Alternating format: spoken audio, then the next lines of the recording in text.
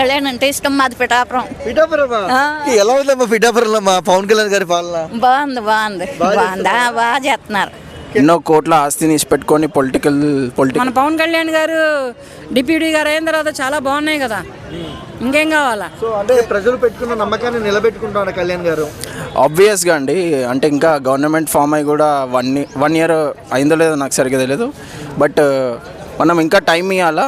ఇప్పుడే starting government form అయిన 5-6 మంత్స్కే ఇది చేయట్లేదు అది చేయట్లేదు అని మనం అనకూడదు. టైం ఇవ్వాలా, ఫస్ట్ టైం ఇచ్చి చూడాలా ఎటువంటి అభివృద్ధి చేస్తారనేది ముందు తెలుస్తుంది.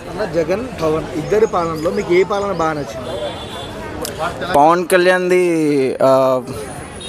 ఆబ్వియస్గా అతను చేస్తాడు. ఎందుకంటే ఇంకా కెరియర్ ఎంట్రీ ఇచ్చిండు. అతనికి ఏంటంటే కావాలంటే లగ్జరీ లైఫ్ కూడా లీడ్ చేయొచ్చు. కానీ అవన్నీ వదిలేసి పొలిటికల్కి వచ్చిందంటే ఏదో సేవాభావంతోనే వచ్చిందని నేను అనుకుంటున్నాను. అన్న అంటే ఏ నాయకులకైనా పొలిటీషియన్ అయిన తర్వాత డబ్బులు వచ్చి పడేస్తాయి, కానీ 70 కోట్లు అప్పు చేసినాడు కళ్యాణ్ గారు అని చెప్తున్నారు కొంతమంది. సో దానిపైన మీ అభిప్రాయం ఏంటి? గెలిచిన తర్వాత కూడా అదే అండి. ఇప్పుడు మనం చాలామంది పొలిటీషియన్స్ చూసుకుంటే వాళ్ళు ఆ ప్రాజెక్టులు ఈ ప్రాజెక్టులు అని చెప్పేసి అలా కమిషన్ తింటుంటారు. ఇతను జెన్యూన్ ఉన్నాడు, న్యాయంగా ఉన్నాడు కాబట్టి సొంత డబ్బుతో అభివృద్ధి చేయాలని అనుకుంటున్నాడు. సో అట్లా అప్ అయిందని నేను అనుకుంటున్నాను. ఓకే.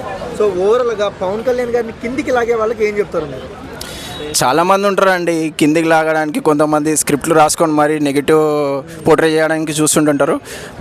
బట్ ఏంటంటే మనం జెన్యూన్గా ఉన్నామంటే ఆబ్వియస్గా సక్సెస్ అనేది వస్తుంది. సో ఫ్రీడమ్ ఫైటర్స్లో కళ్యాణ్ గారిని చూస్తే మీకు ఎవరు గుర్తుకొస్తారు? ఫ్రీడమ్ ఫైటర్స్లో కళ్యాణ్ గారిని చూస్తే భగత్ సింగ్ అని నేను అనుకుంటున్నాను. ఏ సందర్భాన్ని అనిపించారు? రీసెంట్గా తిరుమలలో ఒక ఇష్యూ అయినప్పుడు అతను సనాతన ధర్మం మీద ఫైట్ చేసిన విధానం కానీ అది నాకు చాలా బాగా నచ్చింది. ఇంకోటి అతను ప్రాయశ్చిత్త దీక్ష కూడా ఒకటి చేసిండు కదా, అది కూడా నాకు చాలా బాగా నచ్చింది. రెడ్ బుక్లో ఉన్న వాళ్ళని అరెస్ట్ చేస్తున్నారు, కష్టపూరిత రాజకీయాలు చేస్తున్నారు అంటున్నారు. దానికి మీరు ఇంతకు ముందు ఉన్నది డెత్ బుక్, ఇప్పుడు రెడ్ బుక్ అని వచ్చింది.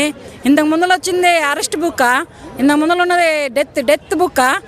మరి ఆ బుక్లో అయితే ఇది కూడా ఇది రెడ్ బుక్కే అవుతుంది.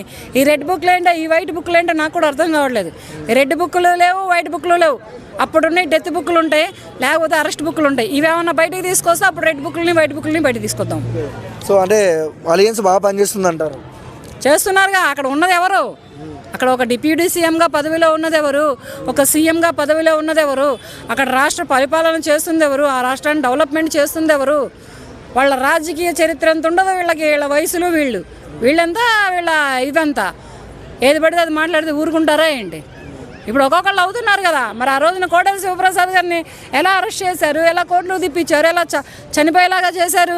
ఇవన్నీ ఎక్కడికి పోతాయి? కోటెల శివప్రసాద్ గారిని మర్చిపోయిందా ఆంధ్రప్రదేశ్ రాష్ట్రం? రాజకీయ నాయకులు మర్చిపోయారా? ఆయన డెత్ మర్చిపోయిందా? ఆయన అరెస్టులు మర్చిపోయిందా?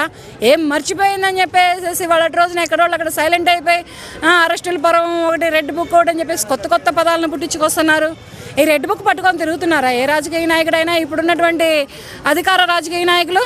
నమస్తే. నమస్తే బాబు, మంచిది బాబు. మీకు ఇష్టమైన హీరో ఎవరమ్మా? పవన్ కళ్యాణ్. ఎందుకమ్మా పవన్ కళ్యాణ్ అంటే ఇష్టం? పవన్ కళ్యాణ్ అంటే ఇష్టం నాకు. అదే ఎందుకు?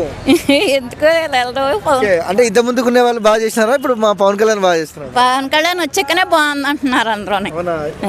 ఇక్కడమ్మా ఇప్పుడు పిఠాపురంలో రోడ్లు అవన్నీ వచ్చేసినాయా? వచ్చాయమ్మా, వచ్చి బాగుంది. ఓకే. ఇంతకుముందు చాలా ఇబ్బంది పడేవాళ్ళు కదా రోడ్ సైడ్ కానీ, వచ్చి కొన్ని ఇబ్బందులు అన్ని సాల్వ్ అయినాయమ్మా? సాల్వ్ అయ్యి బాగుంది మేడం. పవన్ కళ్యాణ్ వచ్చిన తర్వాత మా ఆయనకు కూడా పెన్షన్ పెరిగింది. పింఛన్ ఇచ్చేసినారా? 4,000 చేశారు. పింఛన్లు పథకాలు మంచిగా వస్తున్నాయమ్మా? మంచిగా వస్తున్నాయి, బాగుంది. ఇల్లు కట్టించుకున్నాడు కదా కళ్యాణ్ గారు, అక్కడే ఉంటున్నారు. అక్కడ బాగుంది చాలా బాగుంది. కాదమ్మా, పిఠాపురము ఇంతమందికి ఎవరికి తెలియదు, పవన్ కళ్యాణ్ అడుగుతో అందరికి తెలిసిపోతుంది, ఎలా అనిపిస్తుంది? బాగుంది అనిపిస్తుంది. అందరూ అంటున్నారు బాగుందని. మా ఊళ్ళందరూ కూడా అంటున్నారు బాగుందని. బాగా చేస్తున్నాడు పవన్ కళ్యాణ్. పవన్ కళ్యాణ్ ఈ వీడియో చూస్తుంటే మీరు ఆయనకి ఏం చెప్తారమ్మా? పవన్ కళ్యాణ్ గారికి థ్యాంక్స్ చెప్తాను. జగన్మోహన్ రెడ్డి, పవన్ కళ్యాణ్ ఇద్దరిలో ఎవరి పాలన బాగా నచ్చింది? ఇప్పుడు పవన్ కళ్యాణ్ గారిదే బాగుంది అంటున్నారు అందరూ. జగన్ నచ్చలేదా? ఏమో అప్పుడు అంత అనలేదు, ఇప్పుడే అంటున్నారు బాగుందని.